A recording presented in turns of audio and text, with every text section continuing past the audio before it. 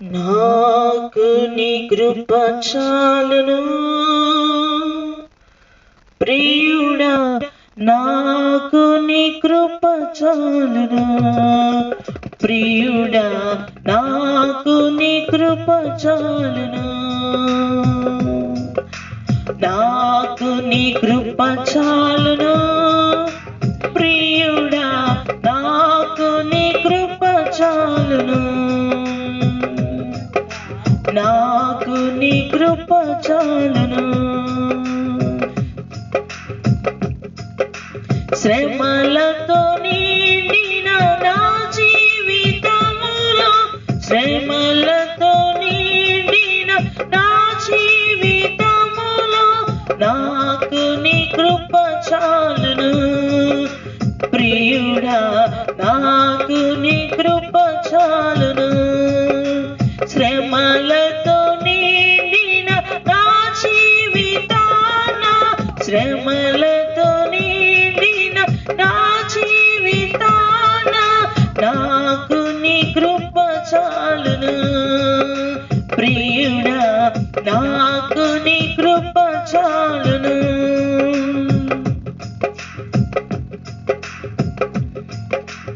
జతలేని పావురమలే నేను మూల్గుచున్నాను నీ దరి చేరుటకు, జతలేని పావురమలే నేను మూల్గుచున్నాను నీ దరి చేరుటకు, నాదా నీ రాకడాలక్ష్యమైతే, నాదా నీ రాకడాలక్ష్యమైతే జారకుండా నిలువబెట్టుము, నన్ను పాడకుండా కాపాడుము, పాడకుండా నిలువబెట్టుము, నన్ను జారకుండా కాపాడుము. నాకు నీ కృప చాలును, చెప్తాం ప్రియుడా, నాకు నీ కృప చాలును ప్రియుడా, నాకు నీ కృప చాలును.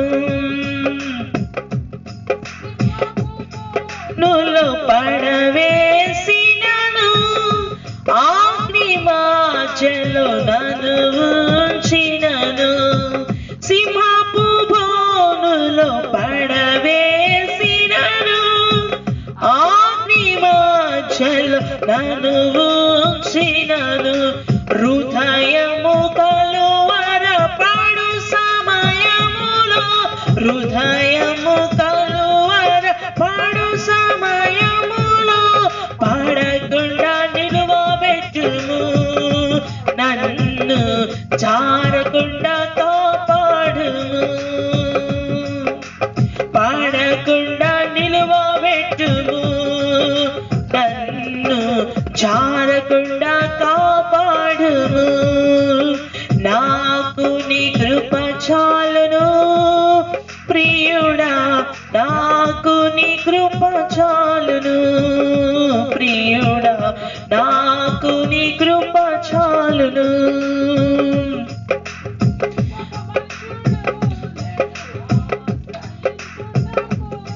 ఒక మనుషుడు లేడు ఆశ్రయించుటకు,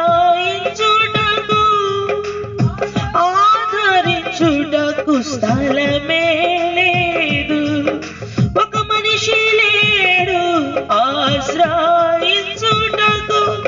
ఆదరించుటకు స్థలమే లేదు, సంపూర్ణ జీవము కలిగిన నాదా, సంపూర్ణ జీవము కలిగిన నాదా, నీవేగా ఆశ్రయము ఈ భూమిలో, నీవేగా నా ఆధారము, నీవేగా ఆశ్రయము ఈ భూమిలో, నీవేగా ఆధారము.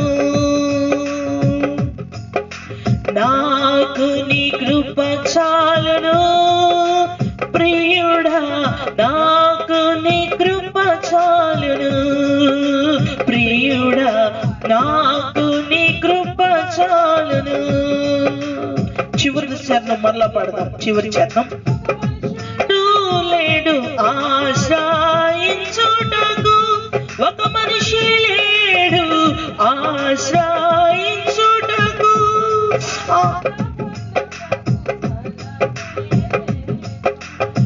ఆదరించుటకు స్థలమే లేదు. ఒక మనిషి లేడు ఆశ్రయించుటకు, ఆదరించుటకు స్థలమే లేదు. సంపూర్ణ జీవము కలిగిన నాదా, సంపూర్ణ జీవము కలిగిన నాదా, నీవేగా ఆశ్రయము ఈ భూమిలో, నీవేగా ఆధారము, నీవేగా ఆశ్రయము ఈ భూమిలో, నీవేగా ఆధారము.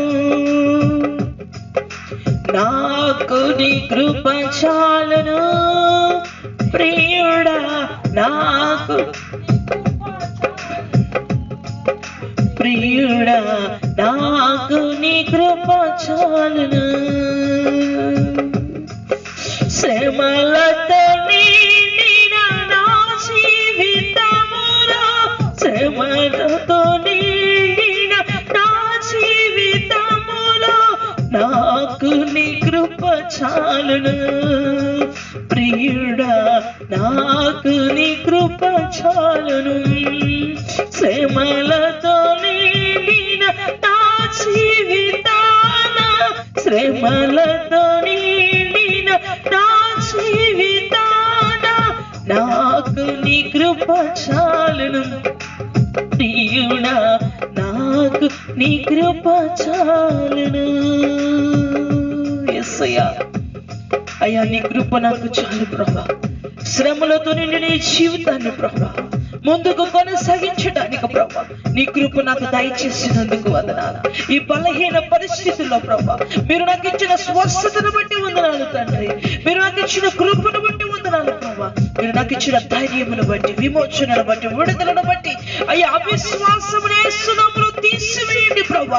యేసయ్య నాతో ఉండగా ఏ బట్టి వ్యాధైనను, బాధైనను, సమస్యలను జయించుటకు శక్తివంతమైన దేవుడు ఉన్నాడు. ఆశ్రయించుటకు గొప్ప దేవుడు ఉన్నాడు.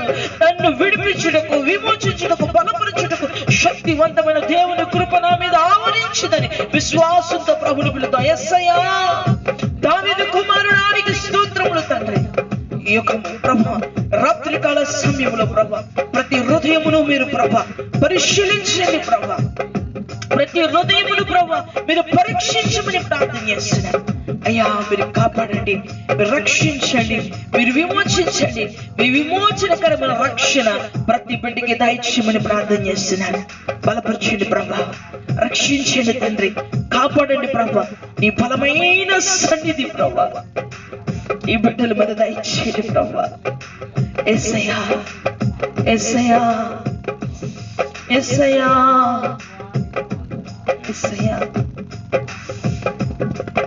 నా చిన్న తోనెలో యేసయ్య ఉండగా భయమే లేదు, నాకు దిగులే లేదు. నా చిన్న తోనెలో యేసయ్య ఉండగా భయమే లేదు, నాకు దిగులే లేదు. హొయ్యారే హొయ్యారే హొయ్యారే హొయ్యారే హొయ్యారే హొయ్యారే హొయ్యారే హొయ్యారే ముందుకు ముందుకు సాగిదం. హొయ్యారే హొయ్యారే ముందుకు ముందుకు సాగిదం. హొయ్యారే హొయ్యారే పెనుగాలులు వేసిన అలలు ఎగిసిన, పెనుగాలులు ఎగిసిన అలలు విసిరిన, ప్రభు నిలిచి గద్దించెను శాంతి పరిచెను. ప్రభు నిలిచి గద్దించెను శాంతి పరిచెను. హొయ్యారే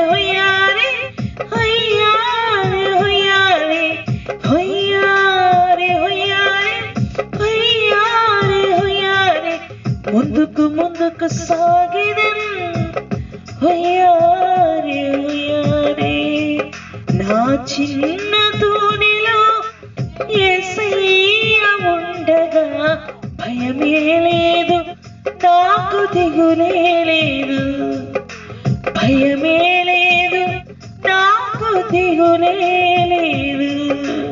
యేసయ్య మన గృహమనే, మన హృదయమనే, మన ధోనిలో ఆయన ఉండగా పెనుగాలులు విసురుతున్నప్పటికీ, అలలు వేగసిపడుచున్నప్పటికీ ఆయన నిలిచి గద్దించగా, ఆయన ముందు నిలుచుటకు నీ ఆర్థిక సమస్య అయినా, నీ అనారోగ్య సమస్య అయినా, నీ మానసిక సమస్య అయినా, నీది ఏ సమస్య అయినా పరిష్కరించడానికి ఆయన సిద్ధముగా ఉన్నాడు. హల్లెలూయా, హల్లెలూయా.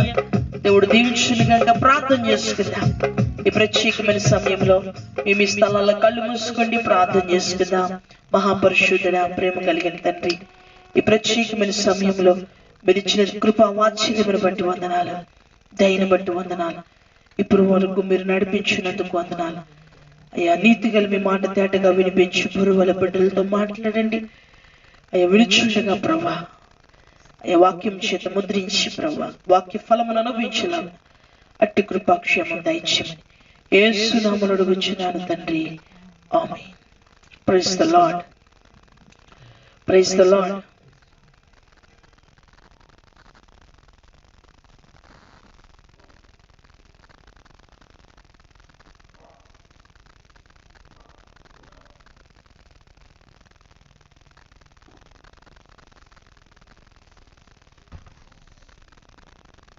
Praise the lord, hallelujah. దేవుని శ్రేష్టమైన నామమును బట్టి మీ అందరికీ నా ప్రత్యేకమైన ప్రేమ వందనాలు తెలియజేస్తున్నాం. దేవుడు గతించిన దినాలన్నీ కూడా మనల్ని ఎంత కాచి కాపాడి, అలాగనే ఈ దినం వరకు కూడా ఆయన కృప చేత సజీవంగా మనల్ని నడిపిస్తున్నారు. అందరిని బట్టి స్తోత్రములు. ప్రతిరోజు ఈ లైవ్ కుటుంబ ఆరాధనలో పాల్పొందుతూ ఆధ్యాత్మికంగా బలపరచబడడానికి ప్రభు మనల్ని సిద్ధపరిచారు. ప్రభు మనల్ని నడిపిస్తున్నాడు. హల్లెలూయా. అట్టి కృపాక్షేమంతో మనల్ని నడిపిస్తున్న మన ప్రభుని ఎల్లప్పుడూ మనం స్తుతిద్దాం, ప్రార్థన చేస్తూ ఉన్నాం. వాక్య ఉపదేశం కొరకు ఈ సమయంలో దేవుడి దగ్గర ప్రార్థిస్తుండగా దేవుడు బయలుపరిచినటువంటి కొన్ని వచనాలు చదువుకుని మనము ఉపదేశంలోనికి వెళదాం. దయచేసి చెప్పబడుతున్నటువంటి ఉపదేశాన్ని శ్రద్ధగా విని ఆ విధముగా ఆధ్యాత్మికంగా బలపరచబడులాగా ప్రభు మనకి సహాయము దయచేయను గాక. హల్లెలూయా, హల్లెలూయా, హల్లెలూయా. కనుక ఈ సమయంలో దేవుని యొక్క సన్నిధిలో వాక్యం చదువుకుందాం. ఈ సమయంలో వాక్యం చదువుదాం. దేవుడిచ్చినటువంటి కృపాక్షేమాన్ని బట్టి వందనాలు. మనందరికీ తెలిసినటువంటి వాక్య భాగాన్ని చదువుదాం. ఆయన మనకి దైవిక స్వస్థతను అనుగ్రహించువాడై ఉన్నాడు. ఆయన కృపా వాత్సల్యం చేత మనల్ని నడిపించువాడై ఉన్నాడు. కరుణ కలిగిన కృప చేత మనల్ని నడిపించుటకు అనునిమిషము శక్తివంతమైన కృపతో మన వెనకాల నడిపిస్తున్నటువంటి మన తండ్రి. హల్లెలూయా. ఎందుకంటే ఈ భూమి తన చుట్టూ తిరుగుట మాననేమో, కానీ మన యేసయ్య మాత్రం మన చుట్టూ తిరుగుతూనే ఉంటాడు. హల్లెలూయా. అంతటి ప్రేమ, అంతటి కృప, అంతటి క్షేమము మనకు అనుగ్రహించారు. హల్లెలూయా. కనుక దేవుని కృప వాత్సల్యము మన జీవితంలో మెండుగా కుమ్మరించబడ్డానికి దేవుడు తన అనాది ప్రణాళిక ద్వారా విమోచించాడు. ఈ దైవిక స్వస్థతను గురించి ఈ పూట ఒక్క అంశాన్ని, ఒకే ఒక్క మాటని మనం జ్ఞాపకం చేసుకుందాం. బైబిల్ వాక్యాల్లో దేవుని యొక్క స్వస్థత కోసం, ఆయన స్వస్థపరిచే శైలి, ఆయన స్వస్థపరిచే ప్రత్యేకత చాలా అద్భుతంగా ఎన్నో కార్యాలు మనం చూసాం. ఎన్నో విషయాలను మనం పరిశీలించాం. ఎన్నో విషయాలను మీరు అనుభవించి ఉంటారు. కానీ ఈ పూట దేవుడు మనతో మాట్లాడుతున్నటువంటి వాక్య భాగంలో ఉన్న మాటలు ఏమిటి అంటే, దేవుడు మనకి స్వస్థతను అనుగ్రహించుటకు మనల్ని ప్రత్యేకపరచాలి. ఎందుకంటే దేవుడు తన బిడ్డలను ప్రత్యేకపరుస్తాడు. ఎందుకంటే దేవుడు తన శాశ్వతమైన కృపా ఈవులు మనకి అనుగ్రహించడానికి ఎన్నో రకాల కృపలు, ఆశీర్వాదాలను, దీవెనలను ఆశీర్వాదాలుగా మారుస్తున్నాడు. హల్లెలూయా. అలాగనే నిర్గమకాండములో 6వ అధ్యాయము 15వ వచనాన్ని మనం చదువుదాం. నిర్గమకాండము 6వ అధ్యాయం 15వ వచనం. దేవుడు ఇశ్రాయేలుల్ని దేవుడు సేఫ్ జోన్ లో ఉంచాడు. ఎందుకనంటే దేవుడు తన పిల్లలు ఎదుర్కోవలసినటువంటి సందర్భన లేదా సంఘటన ఏదైతే ఉందో దానికి ముందుగానే తన పిల్లల్ని రక్షించడానికి తన ఏం చేస్తాడు, ఒక విపత్తు తన బిడ్డలకి వస్తుంది అనగానే ముందుగానే మానవులు అయితే దానికి సంబంధించినటువంటి వర్ణలు, దానికి సంబంధించినటువంటిది ఏదైనా సమకూర్చుకుంటాం. కానీ దేవుడు తన బిడ్డలకు వస్తున్నటువంటి విపత్తుకు ముందుగానే ఆయన ఖచ్చితమైనటువంటి ఒక సెక్యూరిటీ దేవుడు ఖచ్చితంగా మనకి అనుగ్రహిస్తాడు.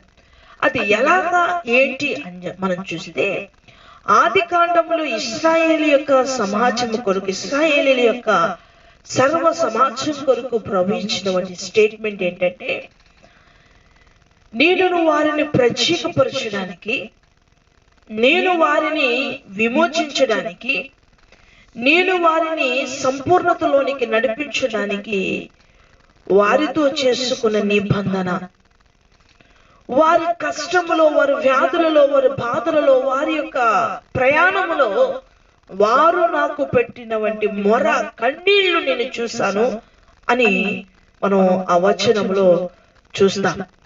అవును కదా, పితరులతో వాగ్దానం చేస్తాడు, మరి వాగ్దాన భూమిలోనికి తీసుకుని వెళ్ళాలి. అలాగనే కన్నీళ్లు చూశాడు, దుఃఖాన్ని చూశాడు, ఆవేదనను చూశాడు, ఆ బానిసత్వాన్ని చూశాడు. ఖచ్చితంగా ప్రభు వారిని విడిపించారు. మరి విడిపిస్తున్నటువంటి ఈ సంఘర్షణలో జరిగింది ఏంటంటే 10 తెగుళ్ళు. ఈ 10 తెగుళ్ళు వస్తేనే కానీ ఫరో విడిపించడు.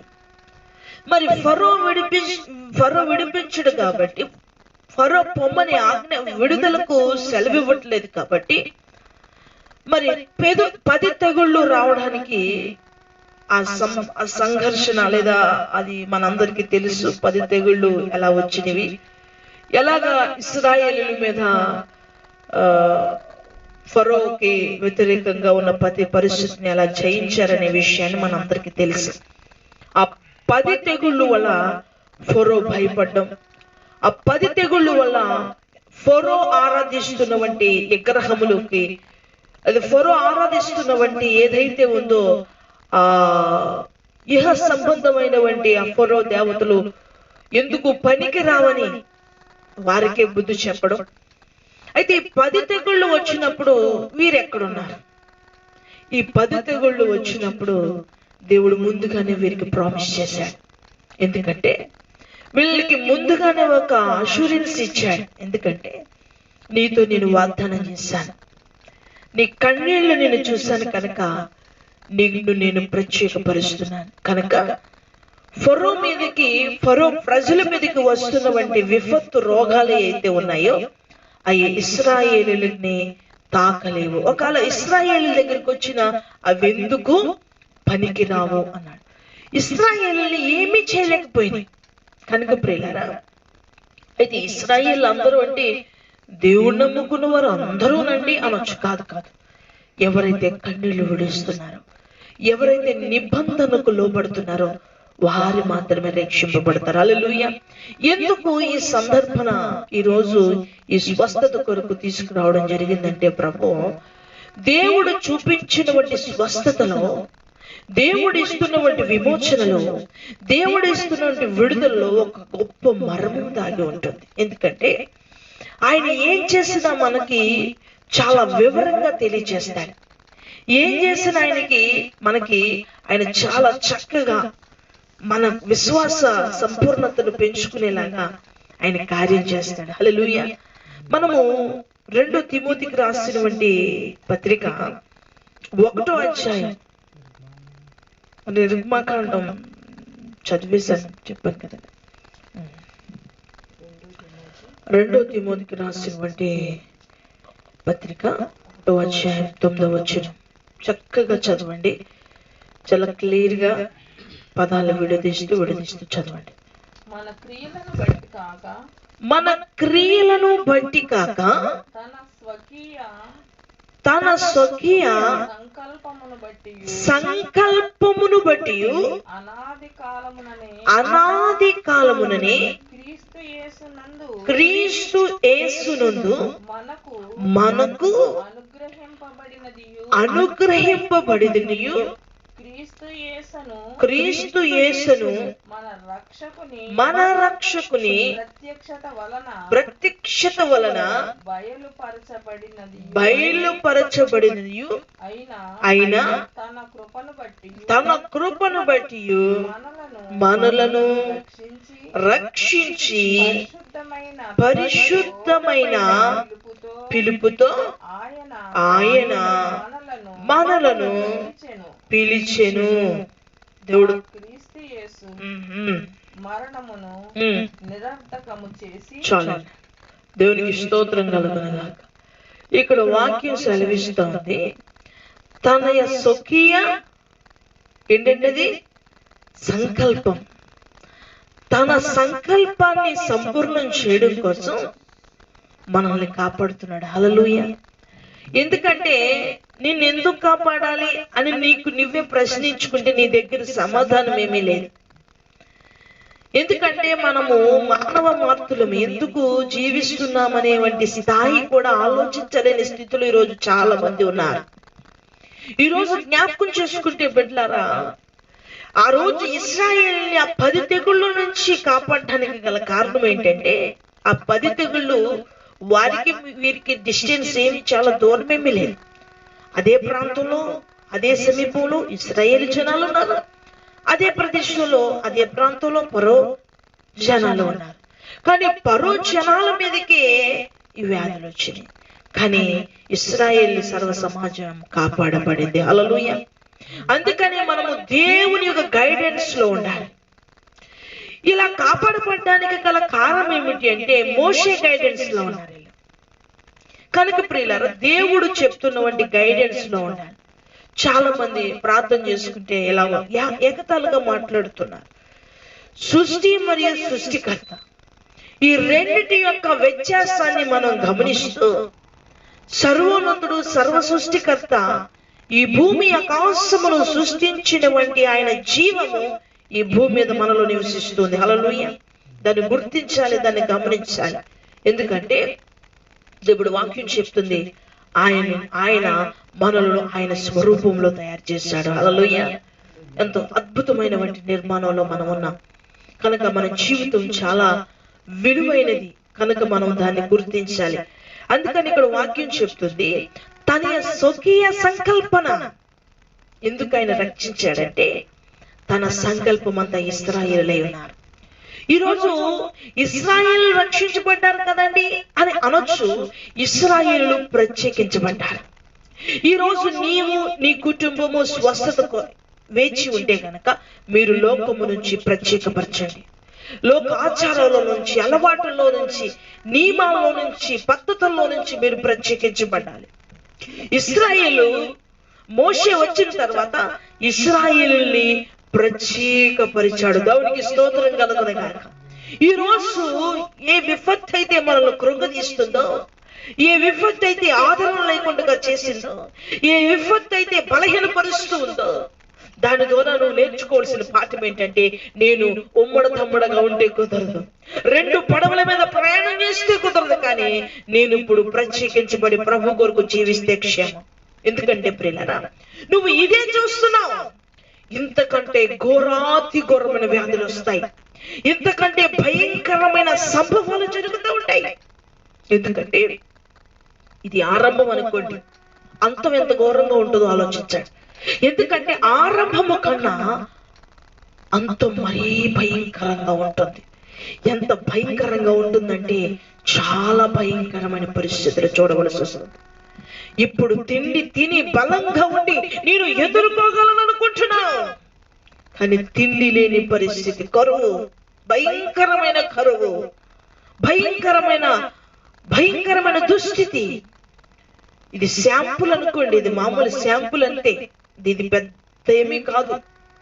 అంతకంటే భయంకరమైన వ్యాధులు భూమి మీద రాబోతా ఉన్నాయి. భూమి మీద భయంకరమైన వ్యాధులు సంచరించబోతా ఉన్నాయి. చాలా భయంకరమైనవి. నువ్వు ప్రత్యేకించబడితే నువ్వు సేవ్ చేయబడతావు. ఇదే ప్రభు యొక్క వాక్కు.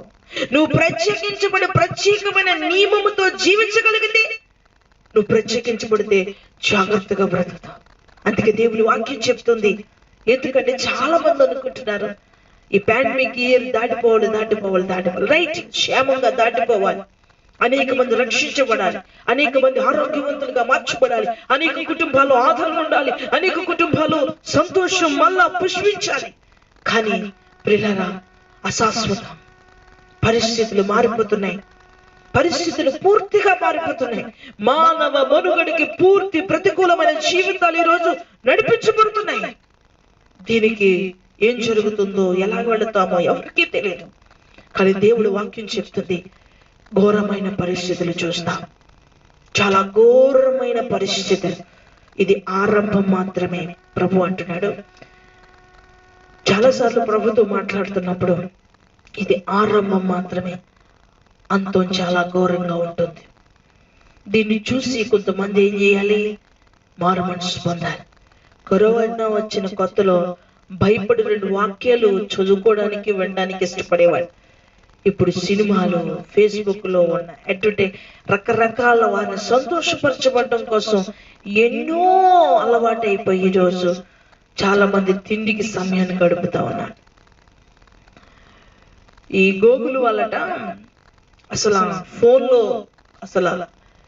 ఎక్కువ శాతం ప్రజలు గూగుల్ని యూజ్ చేసింది దేనికి అని చూసారట. ఫస్ట్ స్థానంలో పాప సంబంధమైన వంటి దృశ్యాలు చూసే స్థాయికి వైపోయిందంట. పాపాన్ని చూసే వారి సంఖ్య ఎక్కువైందట. 2వ స్థాయిలో వంటల కోసం చూసేది ఎక్కువైందంట. 3వ స్థాయిలో సంతోషం కొరకు చూసి అల్లరి చిల్లరగా కామెడీ కోసం చూసేది 3వ స్థాయిలో ఉందట. న్యూస్ 4వ స్థాయిలో ఉందంట. 5వ స్థాయిలో ఉందంట దేవుని వాక్యం. ఆధ్యాత్మిక ఛానల్స్ 5వ స్థాయిలో ఉన్నాయంట. ఎంత సిగ్గుగా ఉందండి ఈరోజు. కనుక ప్రియులారా, చాలా మంది కఠినపరచబడుతున్నారు. నువ్వు ఈ టెక్నాలజీని తెలుసుకుని నీ ఇష్టలుడిగా జీవిస్తే కుదరదు. ఎందుకంటే ఘోరమైన పరిస్థితి రాబోతా ఉంది. గవర్నమెంట్ ఒకరోజు ఒక వ్యాధి వస్తుంది, మీరు రాసుకోండి. ఇది మీ తరంలోనో మీ పిల్లల తరం తెలియదు, కానీ గవర్నమెంట్ అందరి దగ్గర డబ్బులు తీసుకుని కుప్పల కింద వేసి కాల్ చేస్తుంది. ఎందుకంటే ఇంకా మీరు ATM, PhonePe, Google pay, online account ఇదే availability. No card, no cash. ఎవరి దగ్గర కాగితం ఉండడానికి వీల్లేదు. ఎందుకు వీల్లేదు అంతే, ఇంకా వీల్లేదు. ఎందుకంటే అంతటి భయంకరమైన వ్యాధులు, పరిస్థితులు చోటు చేసుకుంటాయి. వ్యాధి చేత కొంత అయితే పరిస్థితుల్లో మారిన వంటి ప్రతికూల పరిస్థితులు. మనం పరిపాలిస్తున్న నాయకులు కాదు, కొత్త నాయకులు వస్తారు, కొత్త పద్ధతులు వస్తాయి, కొత్త మార్పులు వస్తాయి. నీ జనరేషన్ ఎలా ఉంటుందో నీకే తెలియదు. నీ బిడ్డల భవిష్యత్తు కోసం నువ్వేం చేస్తున్నావు? ప్రత్యేకపరచబడిన జీవితాన్ని నేర్పించే వాళ్ళకి, ప్రత్యేకించబడిన జీవితంలో వారిని కొనసాగింపు చేయి. నువ్వు రక్షించబడతావు, నీ బిడ్డలు రక్షించబడతారు. చాలా ఘోరమైన పరిస్థితి. అంతా కలుషితమైపోతుంది. తింటున్న ఆహారం కలుషితమైపోతుంది. ఈ వైరస్ వ్యాధులే కాక మానవుడికి భౌతికమైన, దేహ సంబంధమైన, ఆర్గానిక్ సంబంధమైన వ్యాధులు ఎక్కువైపోతాయి. చాలా దారుణమైన పరిస్థితి చూడవలసి. ఆరోగ్యవంతుడిని భూతత్వంలో చూడవలసిన పరిస్థితులు చోటు చేసుకుంటాయి. ప్రియులారా, చాలా భయంకరమైన వంటివి నోరు ఆవగించి చూస్తా ఉన్నాయి. ఎప్పుడు అవి మీద పడతాయో తెలియదు. మనం ఎక్కడున్నామో తెలుసా? భయంకరమైన పరిస్థితుల్లో ఉన్నాం. ఇది ఆరంభమైన భయంకరము, కానీ అంతము అతి భయంకరం. అందుకనే ప్రభు అంటున్నాడు, మీరు ఏం చేయబడాలి? ఆరంభము కన్నా అంతము గొప్పది కనుక మీ విశ్వాసంలో స్థిరులుగా ఉండండి. మీ నడిపింపు, మీ ప్రార్థనా జీవితం బలంగా ఉండాలి. ప్రియులారా, మీరు గమనించండి, చాలా భయంకరమైన విపత్తు రాబోతున్నాయి. చాలా భయంకరమైన విపత్తు రాబోతా ఉంది. మీరు ఎక్కడో చూస్తున్నారు యుద్ధాలు, కానీ చిన్న చిన్న స్థలాలలోని యుద్ధాలు జరుగుతాయి. చిన్న చిన్న ప్రాంతాలలోని యుద్ధాలు జరుగుతాయి. చిన్న చిన్న ప్రాంత దేశాలలోనే ఎక్కడో ఒక్కొక్క చోట పెద్దగా జరుగుతుంటే మనం చూస్తా ఉన్నాం ఈరోజు. కానీ ఎక్కడ చూసినా యుద్ధ వాతావరణం చుట్టుకుంటది. రాజకీయాల్లో భయంకరమైన గొడవలు రాబోతా ఉన్నాయి. అసలు ఎక్కడ ఐక్యత ఉండదు. వారి మధ్య వారికి భయంకరమైన గొడవలు. ఏది సమతుల్యతతో జరిగించే వంటి పరిస్థితులన్నీ చేయి దాటిపోతా ఉంటాయి. కనుక ప్రియులారా, ప్రార్థన చేయండి. మన బిడ్డల భవిష్యత్తు బాగుండాలి. మనం ప్రభు దగ్గరికి క్షేమకరంగా వెళ్ళాలి. దేవుని వాక్యం చెప్తుంది, నీతిమంతులు శ్రమలు చూడకుండా కొనుపోబడతారు. మనము మన పని, మనకు అనుగ్రహించబడిన కృప కొరకైన పనిని జరిగించి మనం ప్రభు దగ్గరికి వెళ్ళిపోవాలి. అశాశ్వతం ఈ జీవితం. అశాశ్వతమైన జీవితం కొరకు సాగిలు పడుకునేస్తామా? అశాశ్వతమైన జీవితం కొరకు సాగిలు పడుకునేస్తామా? ఎందుకంటే ఇది శాశ్వతం కాదు. ఇది నాదని శాశ్వతమని నీవు చెప్పగలవా మనసా? ఇది నాదని శాశ్వతమని నీవు చెప్పగలవా మనసా? నీకు కలిగినదేదైనా, నీకిచ్చినదేదైనా, నీకు కలిగినదేదైనా, నీకిచ్చినదేదైనా నీవు తీసుకుపోగలవా మనసా? తీసుకుపోగలవా? నువ్వు తీసుకుపోగలవా మనసా? తీసుకుపోగలవా? సృష్టిని పూజించి సృష్టికర్తకు విరోధముగా, సృష్టిని పూజించి సృష్టికర్తకు విరోధముగా జీవిస్తున్నావా మనసా? జీవిస్తున్నావా? జీవిస్తున్నావా మనసా? జీవిస్తున్నావా? ఈ లోకం మన లోకం కానే కాదు, మన లోకం పరలోకమని తెలుసుకో మనసా. ఈ లోకం మన లోకం కానే కాదు, మన లోకం పరలోకమని తెలుసుకో మనసా. తెలుసుకో మనసా, ముందుగా తెలుసుకో మనసా. తెలుసుకో మనసా, ముందుగా తెలుసుకో మనసా. నువ్వు తెలుసుకుంటావని నీకు తెలియాలని, నువ్వు తెలుసుకుంటావని నీకు తెలియాలని ఆ పరమాత్ముడే తెలియచేసనే మనసా. ఆ పరిశుద్ధాత్ముడే ప్రేమతో తెలియచేసనే మనసా. బైబుల్ సత్యమేమి చెబుతుంది, దేవుని మార్గమేమి చూపుతుంది. బైబుల్ సత్యమేమి చెబుతుంది, దేవుని మార్గమేమి చూపుతుంది. తెలుసుకో మనసా, ముందుగా తెలుసుకో మనసా. తెలుసుకో మనసా, ముందుగా తెలుసుకో మనసా.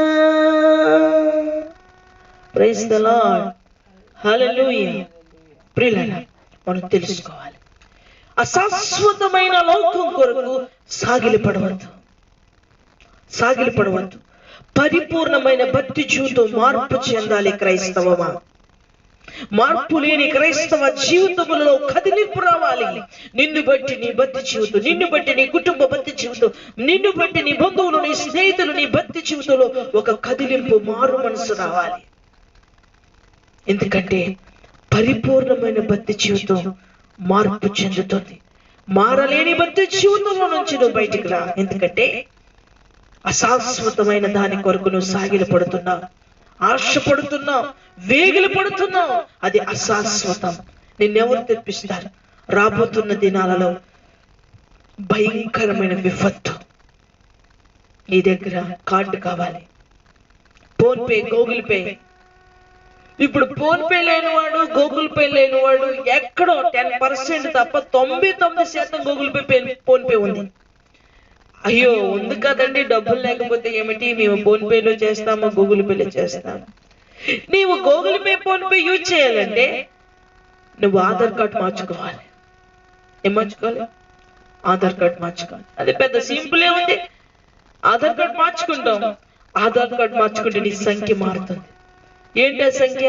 666 ముద్ర. నువ్వు మార్చేసుకుంటే నీకు ఫోన్ పే, గూగుల్ పే అన్ని అవైలబిలిటీ, అన్లిమిటెడ్. మార్చుకోకపోతే గూగుల్ పే లేదు, ఫోన్ పే లేదు, బ్యాంక్ అకౌంట్ లేదు. మరి డబ్బులన్నీ చెత్తకాయితారు. గవర్నమెంటే కాల్ చేస్తారు, మీ కళ్ళ ముందు కాల్ చేస్తారు.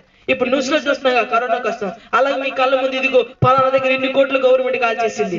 ఎక్కడ డబ్బులు ఉంచడానికి వీలేదు, ఎక్కడ కనిపిస్తే అక్కడ లాకేసుకొని పీకేసుకొని కాల్ చేస్తుంది. మీరు చూస్తారు వార్తల్లో. ఇలాంటి పరిస్థితులు వస్తాయి. ఏం చేస్తారు? అప్పటికప్పుడు తడువులు ఆడుకుంటారా? ఇశ్రాయేలు ప్రజలు అలాగే అరణ్యములో తడువులు ఆడుకున్నారు. అరణ్యములో అక్కడే దారుంది, అక్కడే ప్రయాణం ఉంది, అక్కడే ముగింపు ఉంది, అక్కడే చాలా సునాయాసముగా వెళ్ళిపోయే దారి ఉంది. కానీ అరణ్యములో వారు తడుములాడుకున్నారు. ఎందుకో తెలుసా?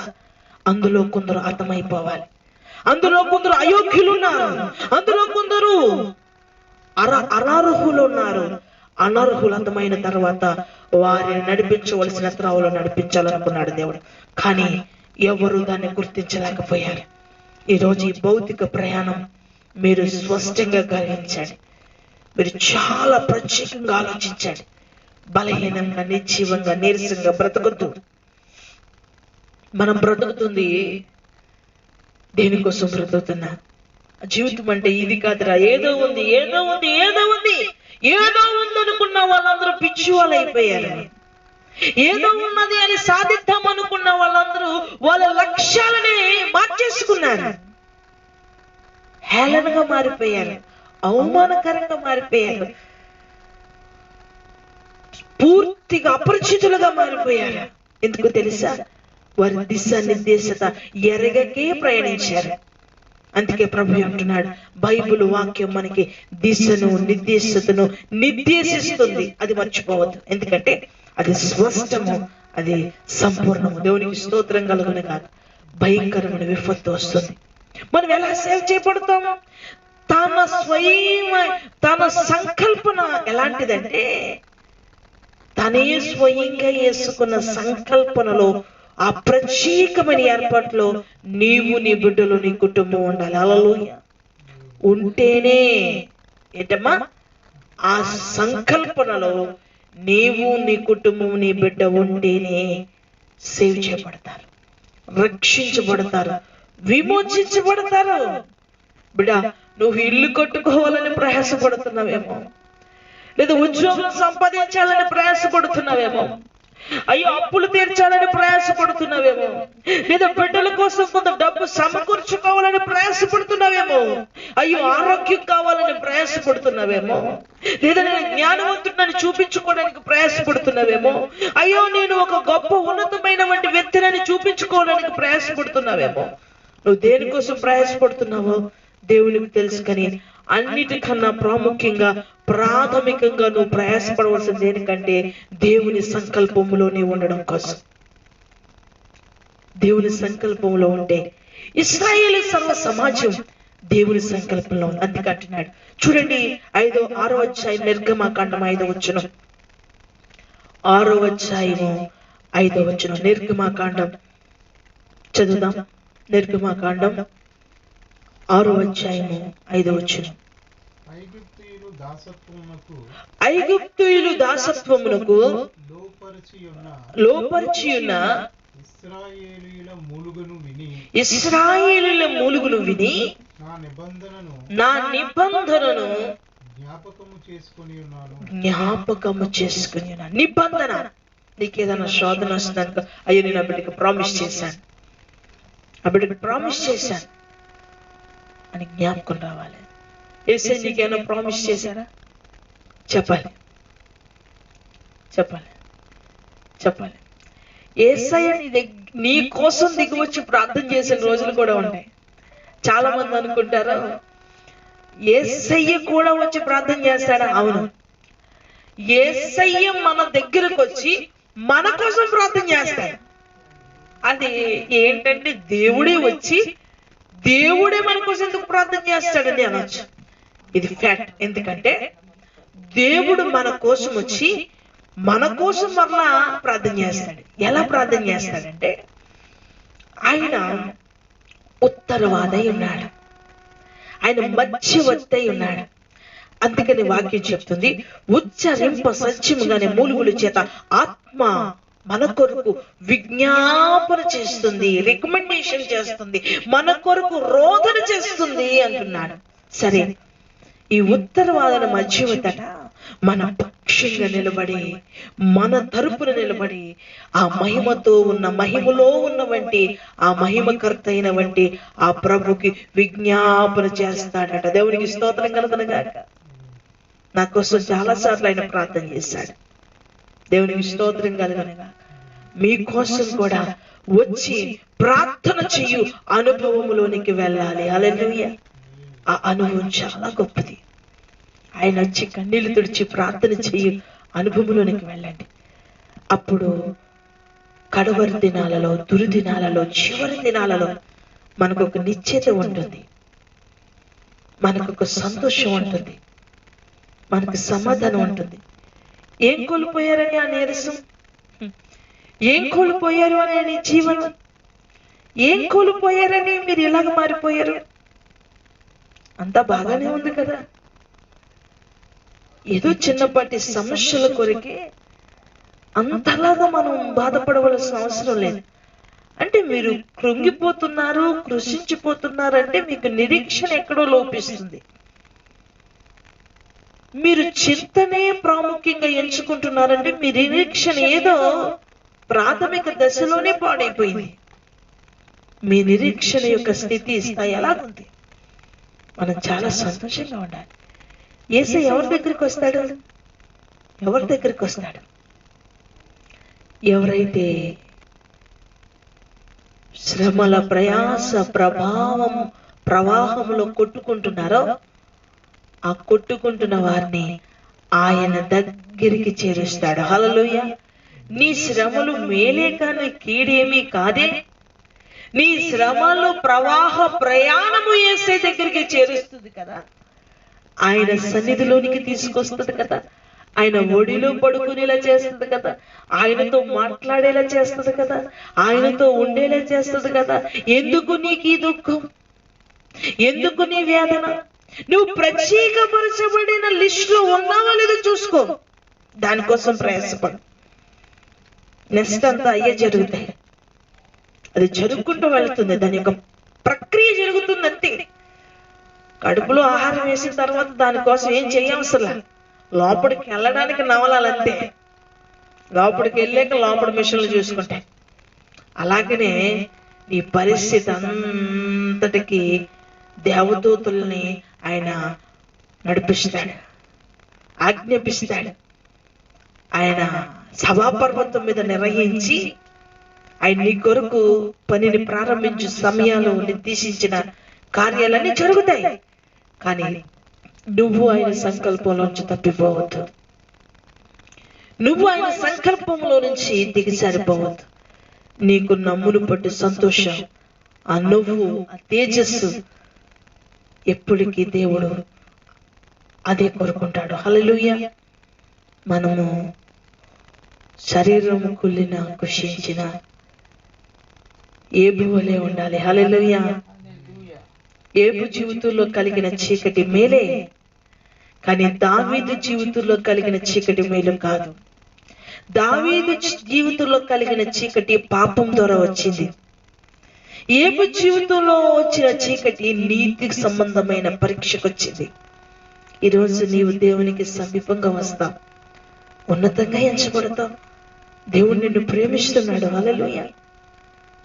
మనము ఎలా ఆలోచించాలి, మనం ఎలా ఆలోచించాలో ఒక నిర్దిష్టమైన ఒక ప్రక్రియలో ఆలోచించడానికి ప్రయత్నించాలి. ఎందుకంటే మన నిర్ణయం చాలా గొప్పది. సరైన లూబ్రికేషన్ తీసుకోవాలి, లేకపోతే మానసిక ఈ ప్రక్రియ ఏమవుతుందంటే అది తీసుకున్న నిర్ణయం చాలా మందికి లక్ష్యాలు ఉంటాయి. అది స్థలాలు మారినప్పుడు, పరిస్థితులు మారినప్పుడు వాళ్ళ లక్ష్యాలు కూడా మారిపోతాయి. కానీ మన లక్ష్యాలు మారిపోకూడదు. పరిస్థితులు వెంటాడుతున్నా బలహీనపరిచిన మన లక్ష్యం ఒకటే ఉండాలి.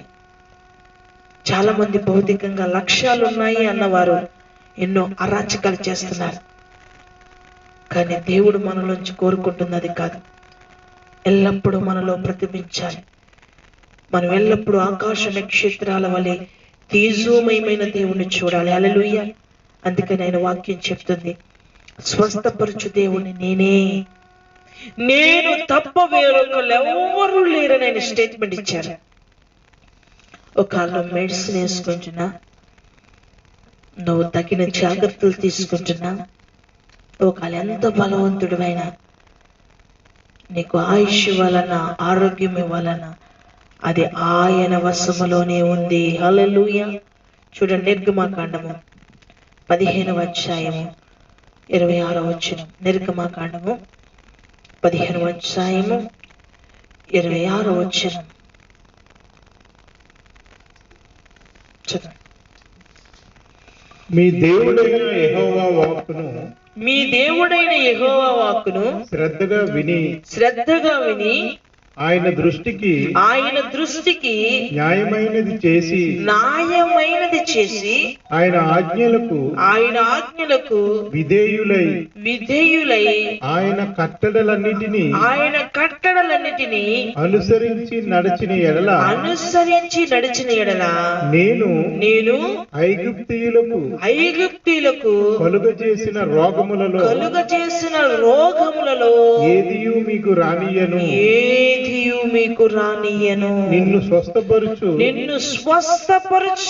యెహోవాను నేనే. హల్లెలూయా. ఇందాక ఐగుప్తుల కోసం మనం చూసాం కదా, వాళ్ళతో చేసుకునే నిబంధన ఇక్కడ మనతో మాట్లాడుతున్నాడు. ఇదిగో వారి నిత్య సంకల్పనకై నేను ఏర్పరచుకున్నాను. మీరు నా మాట వినిన ఎడల, మీరు నా యొక్క గైడెన్స్ లో నడిచిన ఎడల ఏది కూడా మీ దగ్గరికి రానేను. ఒకవేళ నీ యొద్దకు వచ్చినప్పటికీ దాన్ని పోరాడే శక్తిని నేను ఇస్తాను. హల్లెలూయా. స్వస్థత పరచువాడని నేనే అన్నాడు కదండి. అలాగనే రానీయును అన్నాడు కదండి. రానీయును అన్నప్పుడు ఇంకా స్వస్థతతో సంబంధం లేదు కదా. చెప్పాలి. చాలా మంది తెలివిగా క్వశ్చన్ వేస్తారు, తెలివిగా మాట్లాడతారు. ఏమండి, దేవుడు తెగులు రానీయను అన్నాడు కదండి, ఎందుకు వచ్చిందండి అన్నచ్చు. రానీయను బహుశా మీ అవిధేయత చేత వస్తే నేనే స్వస్థపరుస్తాను. ఇది దీని ఆలోచన. చాలా మందికి రానీయను అన్నాడు కదా, నాకు రాదు అంటారు కొంతమంది. నేను చాలా కష్టపడి ప్రార్థన పడాలి, నాకు రాదు. కానీ ఇంకేస్ వస్తే ఎవరి అవిధేయతల చేత అయినా, ఏ కారణం చేత బై మిస్టేక్ వస్తే నేనే స్వస్థపరుస్తాను. అష్యూరెన్స్ ఇస్తున్నాడు ఆయన. ఎందుకంటే ఆయన ఒక మాట చెప్పాడు, ఇంకేస్ ఏదైనా జరిగితే నేనే నీకు గ్యారంటీ, నేనే నీకు ఆరోగ్యాన్ని ఇచ్చేవాడిని అని మరలా పదాన్ని. ఒకవేళ నేను రానియను అన్న తర్వాత స్వస్థత పదం ఉపయోగించవసరం లేదు. కానీ స్వస్థత పదం ఉపయోగించడానికి గల కారణం ఏంటంటే బై మిస్టేక్ వస్తే నేనే స్వస్థపరిచేవాడిని, కాపాడువాడును నేనే, స్వస్థపరిచేవాడిని నేను తప్ప మరొకరెవరు లేరు. హల్లెలూయా. గమనించండి, స్వస్థత ఆయన ఇవ్వాలి. స్వస్థత అనేది ఊరికనే వచ్చేది. చాలా మంది స్వస్థత అనేది వచ్చేది నువ్వు ప్రత్యేకించబడితే వస్తుంది, నువ్వు తీర్మానం చేసుకుంటే వస్తుంది, నువ్వు విశ్వసిస్తే వస్తుంది. ఈ 3 పాయింట్లు జరిగితేనే కానీ నీకు స్వస్థత రావడం చాలా కష్టం. ఎందుకంటే ముందుగా దేవుడు చెప్పాడు కదా, నా ఆజ్ఞలు విని నా కట్టడలు అనుసరించి మీరు నడుచుకునని అన్నా నేను నీకు దేవుడిని ఉంటాను, లేకపోతే నాకు సంబంధం లేదన్నాడు. ఇప్పుడు సంబంధం లేని వాళ్ళందరూ పిలిస్తే ఎలా ఉంటుందండి? ఏ రైల్వే స్టేషన్లోనూ మనం వెళ్తున్నాం అనుకోండి, దారంటూ వెళ్ళిపోయిన వాడు నాన్న నాన్న నాన్న నాన్న అని పిలిచాడు అనుకోండి, ఏం చేస్తాం? అడిగి మనకి సంబంధం లేదు, ఏదో పిలిచి ఇబ్బంది పెడుతున్నాడు, పొమ్మనలేము పరిస్థితులు. సరే ఏం చేస్తాం? ఒక 10 రూపాయలు ఇచ్చి వరే బాబు పోరా బాబు, ఎందుకురా బాబు నా బుర్ర తినేస్తానా అంటాం. ఒకవేళ ఆ 10 రూపాయలు ఏమైనా ఇష్టం లేకపోతే 2 గెసెట్లు గెసిరి వాడి నుంచి దూరం అయిపోతాం. ఇప్పుడు మనం దారికి పోయిన వాళ్ళకి నాన్న నాన్న నరకూడదుగా. మనం ఒక సెక్యూరిటీలోకి వెళ్ళాలి, ముందు ఒక బంధాన్ని ఏర్పరచుకోవాలి, ఒక సంబంధంతో మనం నడవాలి. అప్పుడు మన పిలుపు, మన ప్రయాణం, మన జీవితం సంపూర్ణంగా ఉంటుంది. నిరాశకు గురవద్దు, కృంగిదలకు గురవద్దు, అవిశ్వాసానికి చోటివ్వద్దు. ఎందుకు అవిశ్వాసానికి చోటిస్తారు? ఎక్కడో నొప్పి వస్తే ఎందుకో దారి తీస్తుందని ఎందుకు ఆలోచిస్తారు? ఏదో సంఘటన నన్ను ఎందుకు ఇంక లేవలేనేమో అని ఎందుకు ఆలోచిస్తారు? ఇంక మార్గం లేదు నాకు పరిస్థితి ఎందుకని ఎందుకు ఆలోచిస్తారు? ఖచ్చితంగా ఆయన నూతన మార్గం తెరుస్తాడు. అదే కానీ విశ్వాసం. విశ్వాసం అనేది ఎలా ఉంటుందంటే మనకి కనిపించని గ్లాస్ మీద ఉన్న వంటి మెట్టిలా ఉంటుంది. ఎందుకంటే అది మనకి కనిపించదు, అది మనకి కనిపించదు. గ్లాస్ మెట్టు మీద మనం అడుగేసినప్పుడు కింద నేల కనిపించి భయపడతాం, కానీ అది మనం వేసింది విశ్వాసం అనే మెట్టు. విశ్వాసం అనే మెట్టు ఖచ్చితంగా మనల్ని నిశ్చయతలోనికి నడిపిస్తుంది. హల్లెలూయా. కాబట్టి ఆ విశ్వాసాన్ని విడిచిపెట్టండి, ప్రత్యేకించబడండి. చివరిగా ద్వితీయోపదేశకాండము 32వ అధ్యాయము 39వ వచనం. ద్వితీయోపదేశకాండము 32వ అధ్యాయం 39వ వచనం. 32:39. ఇదిగో నేను నేనే దేవుడును, నేను తప్ప వేరొక దేవుడు లేడు.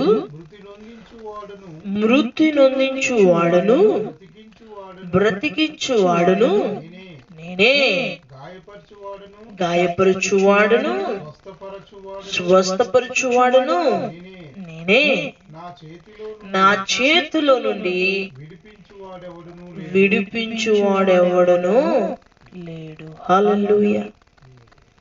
చూడండి, స్వస్థపరచువాడు ఆయనే, బాగు చేయగలవాడు ఆయనే. దావీదు ఒక మాట అంటాడు, ఉత్సాహ సంతోషములు నాకు వినిపించుము, అప్పుడు నీవు విరిచిన ఎముకలు హర్షించును అంటాడు.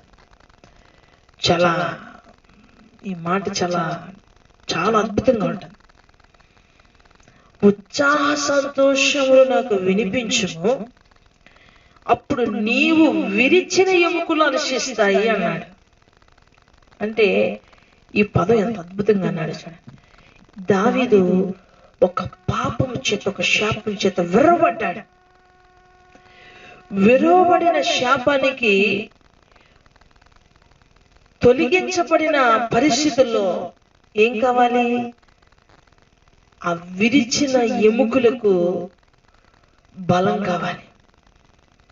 ఏదో కారణం చేత ఇరిగిపోయింది.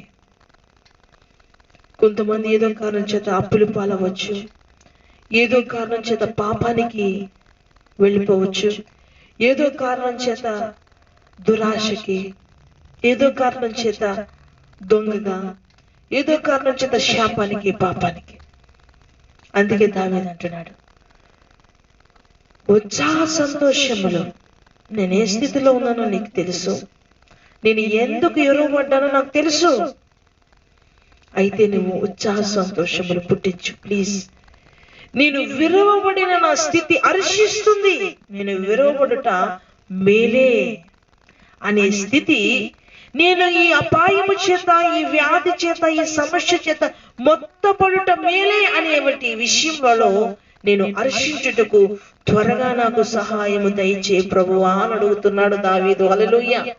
అందుకంటున్నాడు, గాయపరచువాడును నేనే, స్వస్థపరచువాడును నేనే. కనుక ప్రియులారా, దేవుని సన్నిధిలో మనం ఉన్నాం, దేవుని కృప రెక్కల చట్టం మనం ఉన్నాం.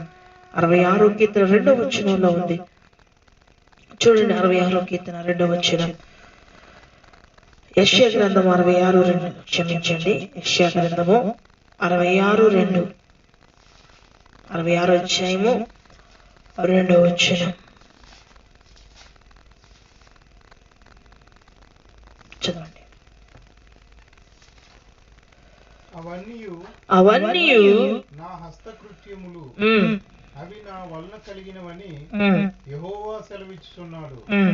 ఎవడు దీనుడై నలిగిన హృదయము గలవాడై నా మాట విని వణకుచుండునో వానినే నేను దృష్టించుచున్నాను. చూడండి, ఈ లోకములో ఉన్నాయన్నీ నా చేతితో చేసినాయి, సరే అని పక్కన పెట్టేసి, ఎవరైతే విరిగి నలిగిన హృదయంతో నా దగ్గరకు వస్తారో వారిని ఖచ్చితంగా నేను చూస్తాను.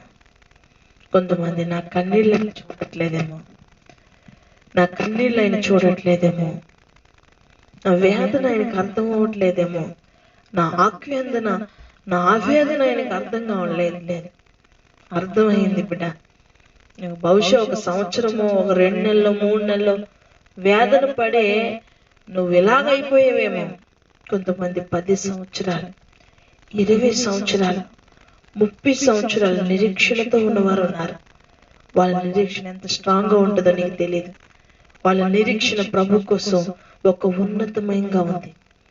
దేవుని దృష్టిలో ప్రకటన గ్రంథంలో ప్రభు ముందు నిలిచి తెల్లటి వస్త్రాలు కట్టుకొని దేవుని స్తుతించిన వారందరూ ఎవరు? మహాశ్రమలలో నుంచి వచ్చిన వారు. శ్రమే నిన్ను మహాపరిశుద్ధ స్థలములోనికి నడిపించగలిగినది అయితే నీకు శ్రమ మేలే కానీ కీడేమీ కాదు.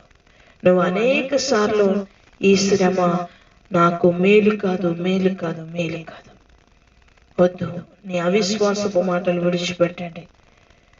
మనం నిరీక్షిస్తుంది ఒక ఉన్నతమైన దానికోసం, మనం వెతుకుతుంది వజ్రాల కోసం. ఒక్కసారి దొరికితే చాలు, మనం ఏమైపోతాం? కోటీశ్వరులు అయిపోతాం. కనుక మన ప్రయాసంలో ఒక్కసారి గొప్ప ఫలితం ఇస్తుంది. కానీ ఇప్పుడే ఇవ్వాలి అనేది కాదు. నీ సంకల్పన, నీ కృప, నీ ప్రణాళిక నిన్ను నిర్దేశించిన మార్గంలో ఖచ్చితంగా ఇస్తాడు, ఖచ్చితంగా ఇస్తాడు. దేవుడిచ్చిన ప్రతిదీ కూడా ఎలాగిస్తాడంటే, నిన్ను ముందు జరగబోతున్న పనికి ప్రిపేర్ చేసి అప్పుడు దాన్ని జరిగిస్తాడు.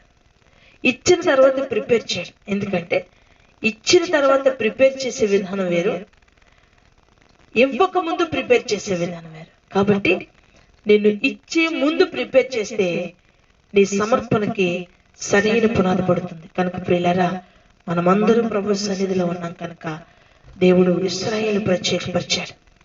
ఈరోజు మనల్ని లోకం నుంచి ప్రత్యేకపరిచాడు. భయంకరమైన విపత్తులు రాబోతా ఉన్నాయి, భయంకరమైన విపత్తులు, అనేకమైన వ్యాధులు రాబోతా ఉన్నాయి. ఎలాంటి వ్యాధులు అంటే, మనుషులు చనిపోయినట్టే గేదెలు చనిపోతాయి, మేకలు చనిపోతాయి, ఆవులు చనిపోతాయి, కోళ్ళు చనిపోతాయి, పక్షులు చనిపోతాయి, చెట్లు ఎండిపోతాయి. అవన్నీ ఒక్కసారి కాదు, ఆయా పరిస్థితుల్లో జరగబోతాయి. కొన్ని ఏరియాల్లో నీరు వలన కలుషితమైన రోగాలు వస్తాయి. చాలా ప్రమాదకరమైన పరిస్థితులు, అధికమైన చాలా భయంకరమైనటువంటి రాజకీయ సంబంధమైన గొడవల చేత గ్రామాలలో అనేక మంది కొట్టుకొని పొడుచుకొని చచ్చిపోతారు. అనేక మంది రాబోయే రోజుల్లో రాజకీయ సంబంధమైనటువంటి గొడవల చేత అనేక మంది గ్రామ స్థాయిలలో పొడుచుకొని కొట్టుకొని చనిపోయే సంఖ్య ఎక్కువైపోతుంది. ఎక్కడ చూసినా రాజకీయ కక్షల చేత చనిపోయేవంటి సంఖ్య పెరిగిపోతుంది. కనుక ప్రియులారా, దేవుడు మనకి ఇది ఒక మేలుకొలుపుగా ఇచ్చాడు.